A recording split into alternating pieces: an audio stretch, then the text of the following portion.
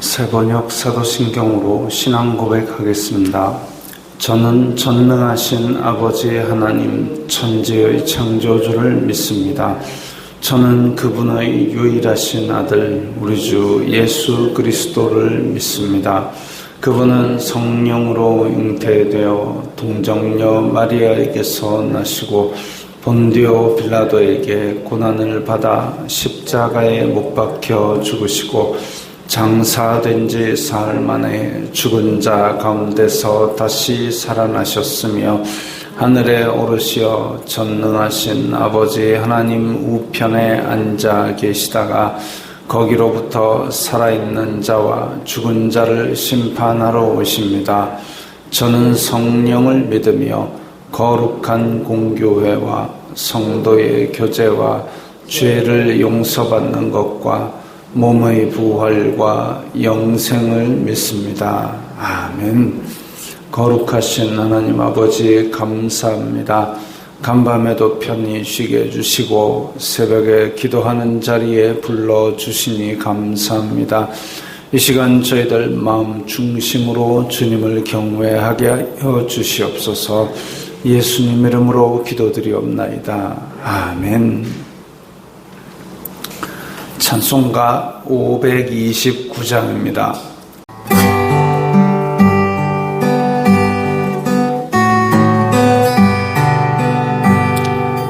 온유한 주님의 음성 내 귀에 속삭이네.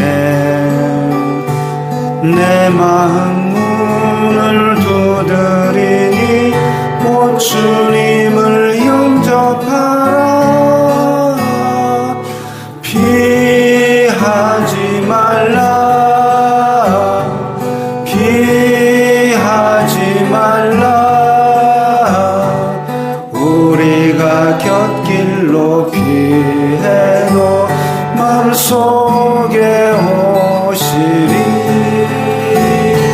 심판날 당할 때 주님을 너 맞을 준비해. 맘속에 주님을 영접하라. 주 영접하라. 사랑의 주 예수 친히 이 땅에 내려오사 문 밖에 서서 기다리니 참 놀라운 사랑이라.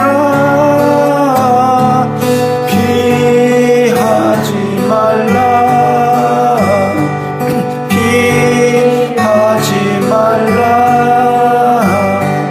우리가 곁길로 피해도 마음속에 오시리. 심판날 당할 때 주님을 너 맞을 준비해. 맘속에 주님을 영접하라. 주 영접하라. 주님이 부르는 음성 널 받아주시나니. 회개한 내게 임하시어 끝까지 널 도우시네. 피하지 말라. 피하지 말라. 우리가 곁길로 피해도 마음속에 오시리. 심판날 당할 때 주님을 너 맞을 준비해. 맘속에 주님을 영접하라. 주 영접하라. 주님의 은혜를 받고 너 주를 영접하라. 마음 문 활짝 열어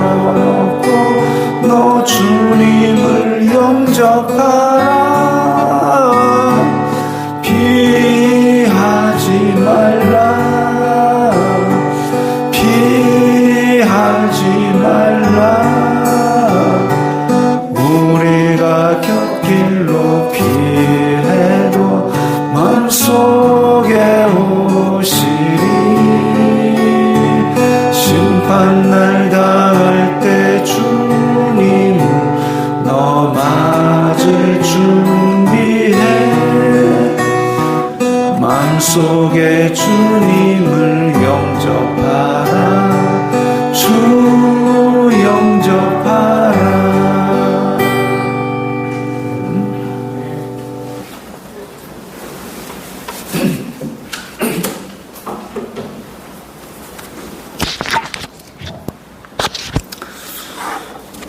오늘 말씀은 사도행전 24장 21절부터 27절까지의 말씀입니다.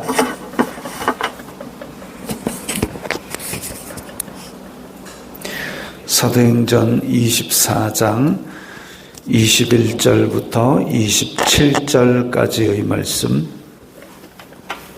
함께 읽겠습니다. 오직 내가 그들 가운데 서서 외치기를 내가 죽은 자의 부활에 대하여 오늘 너희 앞에 신문을 받는다고 한 이 한 소리만 있을 따름이니이다 하니 벨릭스가 이 도에 관한 것을 더 자세히 아는 고로 연기하여 이르되 천부장 루시아가 내려오거든 너희 일을 처결하리라 하고 백부장에게 명하여 바울을 지키되 자유를 주고 그의 친구들이 그를 돌보아 주는 것을 금하지 말라 하니라. 수일 후에 벨릭스가 그 아내 유대 여자 드루실라와 함께 와서 바울을 불러 그리스도 예수님을 믿는 도를 듣거늘 바울이 의와 절제와 장차 오는 심판을 강론하니 벨릭스가 두려워하여 대답하되 지금은 가라. 내가 틈이 있으면 너를 부르리라 하고 동시에 또 바울에게서 돈을 받을까 바라는 고로 더 자주 불러 같이 이야기하더라. 이태가 지난 후 보르기오 베스도가 벨릭스의 소임을 이어받으니 벨릭스가 유대인의 마음을 얻고자 하여 바울을 구류하여 두니라. 아멘. 자, 총독 벨릭스에게 이제 앞에서 변론을 다 하고 나서 끝으로 죽은 자의 부활에 관해서 얘기했기 때문에 지금 이런 소동이 일어난 것 같습니다. 라고 이야기를 합니다.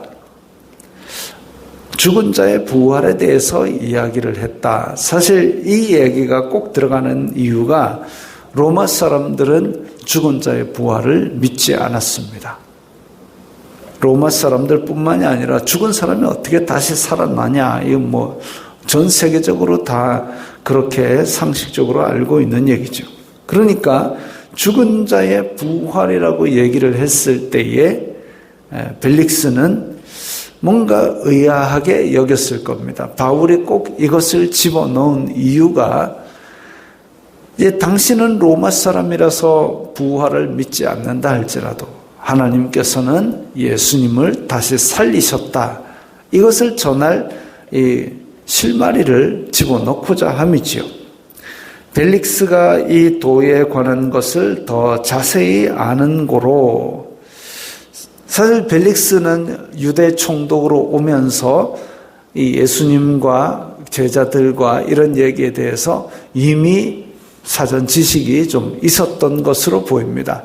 자기가 부임할 유대 땅에 이러이런 내용들이 있었다. 이 내용을 알고 있었고 또 24절에 보면 그 아내는 유대 여자입니다. 유대 여자. 그러니까 이런 부분에 대해서 더 유대인들에 대해서 잘 알고 있었던 사람이죠. 그렇기 때문에 이것을 판결을 바로 내리지 않고 연기했다 그랬습니다. 연기했다. 그래서 천부장 루시아가 내려오거든 이거 결정해라 라고 이야기를 했지만 사실 천부장이 내려오건 안 오건 총독인데 그걸 결정할 권한이 없겠습니까? 그거 아니죠.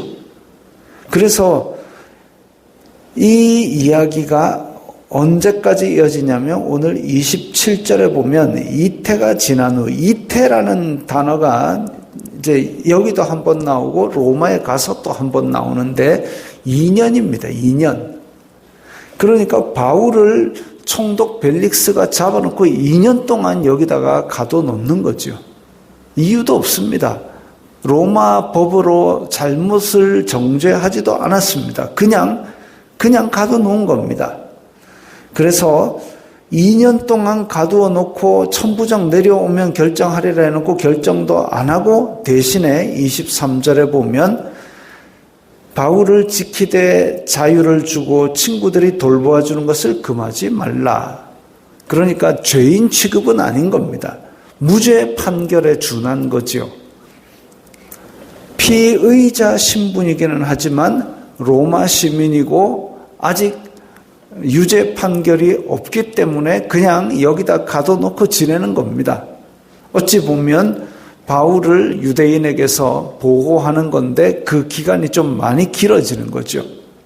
바울 입장에서는 답답합니다. 내가 어디 가서 복음을 전해도 전해야 되는데 왜 여기에 이렇게 갇혀서 로마로 가지도 못하고 아무것도 못하게 하는가. 답답한 노릇이죠. 복음을 전하든지 아니면 로마로 가든지 했으면 좋겠는데 근데 어떤 일이 있느냐 하면 수일 후에 벨릭스가 그 안에 유대 여자와 함께 바울을 불러가지고 너 믿는 도를 한번 얘기해봐라. 네가 전하는 도를 한번 얘기해봐라 라고 복음을 듣습니다. 바울이 뭘 전하느냐 하면 의와 절제와 장차 오는 심판을 전했습니다. 이 중요한 얘기입니다. 왜냐하면 우리는 예수님을 전할 때 뭘 전하느냐. 예수님 믿으면 부자 됩니다. 그러면 나보다 더 부자한테 예수님 믿으면 부자 됩니다. 어떻게 전하겠습니까? 나보다 더 건강한 사람에게 예수님 믿으면 건강해집니다. 전할 수 있겠습니까? 이제까지 예수님 믿으면 부자 됩니다. 예수님 믿으면 병 낫습니다. 이런 얘기를 우리가 생각하고 있다면 복음의 방향이 좀 잘못된 거죠. 바울은 의와 절제와 장차 오는 심판을 전했습니다. 하나님의 의가 사람에게는 나타나지 않습니다. 모든 사람이 죄를 범하였음에 하나님의 영광에 이르지 못했다 그랬습니다. 모든 사람이 다 죄인이다. 그럼 하나님의 의를 채우지 못하면 하나님의 심판을 받아서 영원히 불타는 지옥에 떨어지게 되는데 예수님께서 오셔서 하나님의 의를 이루시고 그 의를 인간에게 덧 씌워 주심으로 덧 입혀 주심으로 말미암아 하나님이 우리를 의롭다 칭하신 겁니다. 그 의에 대해서 전했고 또 절제. 그래서 예수님을 믿은 사람은 결코 정죄함이 없다는 그것 때문에 담대하게 죄를 지으러 가느냐? 결코 그럴 수 없느니라. 절제해야 됩니다. 달리기를 하여서 이번에 올림픽처럼 달리기를 하여서 상 받기를 원하는 자마다 지 하고 싶은 거 다 하고 먹고 싶은 거 다 먹은 사람이 없습니다. 왜?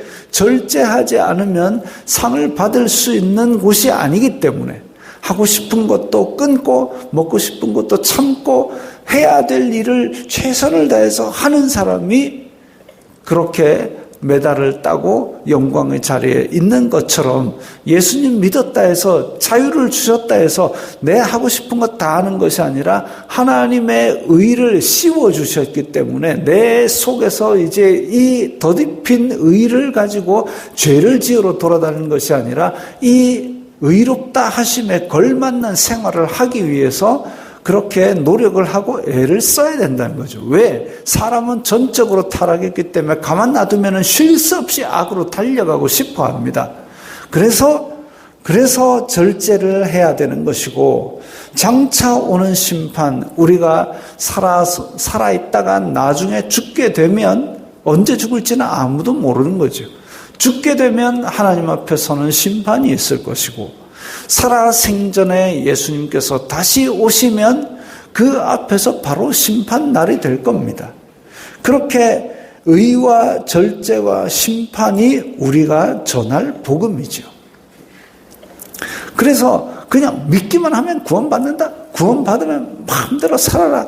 그런 복음이 아니라, 그런 구원이 아니라 하나님께서 우리에게 주신 귀한 구원에 대한 우리가 그 대가를 다 갚을 수는 없지만 받았으니 받은 사람답게 행동을 하는 대가는 지불해야 된다는 거죠. 그 구원의 조건은 아닙니다만은, 구원의 조건은 아니지만 우리가 예수 그리스도의 이름을 전하는 사람이 되었다면 그러면 우리 행동을 똑바로 해야죠.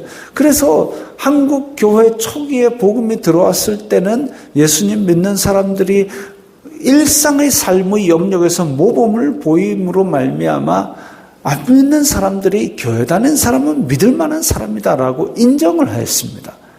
그래서 그 높은 도덕성 때문에 많은 사람들이 돌아와서 예수님을 믿었고, 맨날 술 먹고 마누라 패던 사람이 교회 나가더니 이제 똑바로 살고 자기가 최선을 다해서 열심히 일하는 사람이 되었다. 그 삶의 변화를 보고 복음이 전해졌지요. 그게 의와 절제와 장차오는 심판의 복음의 능력입니다. 사람을 변화시키는 거죠. 그런데 이렇게 복음을 들었는데도 불구하고 벨릭스는 두려워하여 대답하되 지금은 가라, 또 부를게. 복음을 듣고 그 다음에 그걸 믿고 결단하고 삶이 바뀐 게 아니라 지금은 가라라고 내보냈습니다. 한편으로는 그 앞에 헤롯 안디바에게 세례 요한이 당신이 한 거는 죄다. 어떻게 동생의 아내를 빼앗아 가지고 네가 결혼을 하느냐, 죄다 하니까 가두어라 해놓고 가두라 했음에도 불구하고 세례 요한에게 말씀을 들었습니다. 즐겨 들었다 했습니다. 마음에 찔림이 있어도 즐겨 들었다 했습니다. 왜? 세례 요한을 거룩한 사람으로 알아서.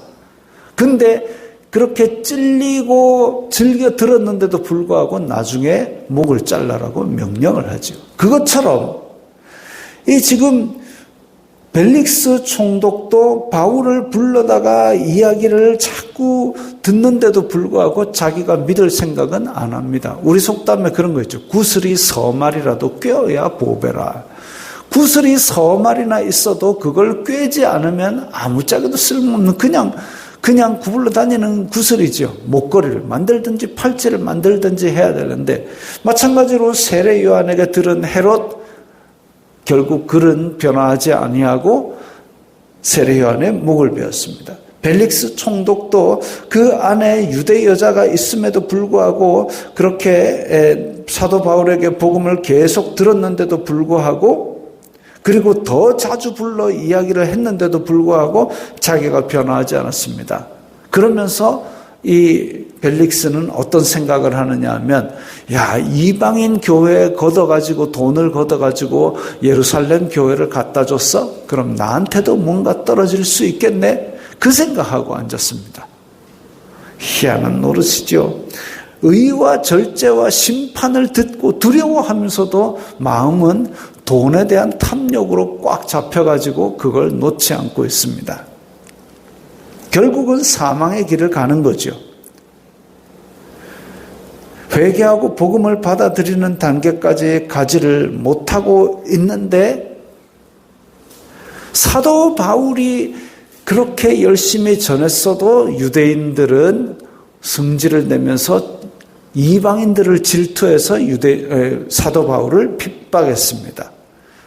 이방인들이 돌아오는 걸 질투해서 사도 바울을 핍박했고, 벨릭스 총독은 돈에 대한 탐욕으로 2년 동안 바울을 모셔놓고 복음을 들었음에도 불구하고 회개하지 않았습니다.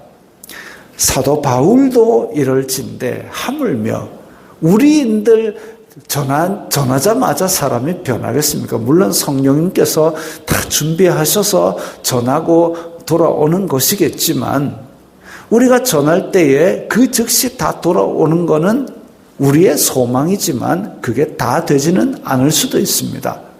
근데 그럼에도 불구하고 우리는 전해야 되는 이유는 예수님께서 전하라고 명령하셨기 때문에, 우리의 소임은 사도 바울도 이야기했지 않습니까? 나는 씨를 뿌릴 뿐이라. 싹이 트게 하고 자라게 하고 열매 맺게 하시는 분은 오직 하나님이시라. 그러면 하나님을 의지하고 기도하고 우리는 씨를 계속 뿌리는 거죠. 실망할 필요 없고 낙담할 필요 없고 우리는 명령받은 대로 씨를 뿌리고 기도하고 씨를 뿌리고 할 뿐입니다. 자, 이렇게 벨릭스 총독은 자꾸 들으면서도 차일피일 미루다가 결국 2년 동안 잡아놓고 있기만 하고 다시 소환돼 갑니다. 벨릭스는 가고 그 다음 총독 보르기오 베스도라는 사람이 왔습니다. 새로운 총독이 부임했습니다. 새로운 총독이 로마로부터 유대 땅으로 부임할 때에 두 가지 하는 방법이 있습니다. 하나는 딱 오자마자 아주 강력한 권력을 보여주어 가지고 사람들을 무릎 꿇게 만드는 방법이 있고, 그게 빌라도가 유대 땅에 처음 왔을 때 그랬습니다. 빌라도가 유대 땅에 왔을 때에 막 사람을 학살을 해가지고 그래서 두려워 떨게 만들었습니다. 그래서 예수님 계실 때에 그런 얘기 했지 않습니까? 저 빌라도가 이렇게 죽인 거, 이렇게 죽은 것은 누구의 죄 때문입니까? 이 빌라도는 오자마자 그렇게 폭력으로 사람들을 공포에 무릎 꿇게 만들어서 자기의 권력을 휘둘렀고, 또 지금 베스도라는 총독은 와가지고 유대인의 마음을 얻기 위해서 지금 이제 새로운 총독으로 와서 민심을 얻기 위해서 하는 방법이 세금 깎아주고 그들의 비위를 좀 이렇게 긁어주는 것, 이런 것들입니다. 그래서 지금 베스도가 와보니까 바울은 유대인들이 미워하고 있거든요. 그래서 그대로 가두어 두고 있는 겁니다. 2년 동안 갇혔는데 베스도가 와서도 또 계속 가두어 놓는 거죠.